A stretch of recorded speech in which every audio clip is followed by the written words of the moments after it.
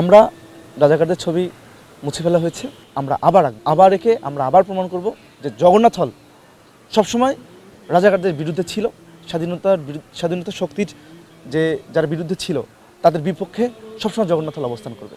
আমরা পুনরায় আমাদের জগন্নাথ হলের সকল শিক্ষার্থীদের অংশগ্রহণে আমরা রাজাকারদের ছবি, যারা আমাদের দেশের স্বাধীনতার বিরুদ্ধে ছিল, তাদের ছবি পুনরায় আঁকবো জগন্নাথ। এই জায়গাটা থেকে আমরা সাধারণ শিক্ষার্থীর উদ্দেশ্যে আবেদন জানিয়েছিলাম যে আপনার ভেতরের যে দ্রোহ রয়েছে সেটা আপনার চিত্রের মাধ্যমে ফুটিয়ে ওঠাবেন। তো এই জায়গাটা থেকেই মূলত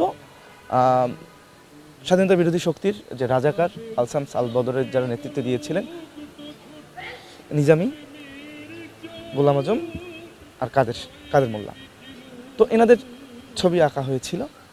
তো এর পরবর্তীতে আমরা দেখলাম, আজকে সকালে আপনারা নিউজটা দেখেছেন এবং গতকালের নিউজও দেখেছিলেন যে এটা বেশ আলোড়ন তুলেছিল সারা বাংলাদেশে। এবং আজকে আমরা হঠাৎ করে শুনতে পারি যে বিশ্ববিদ্যালয় প্রশাসনের নির্দেশে এটা আসলে মুছে ফেলা হচ্ছে।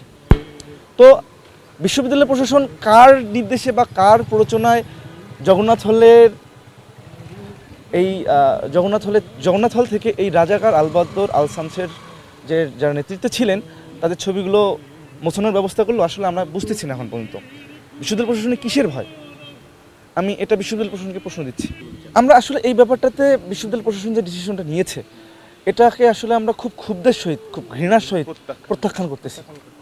আমরা আসলে বিশ্ববিদ্যালয় প্রশাসনের যে স্বেচ্ছাচারিতামূলক যে আচরণ, সেটা আসলে জগন্নাথ হল সংসদ কোনোভাবে মেনে নেবে না। না, আমরা কেন্দ্রীয় সংসদকে জানানোর তো কিছু নাই। আমি জগন্নাথ হলের ভিপি, এটা হলে নিজস্ব এখতিয়ার।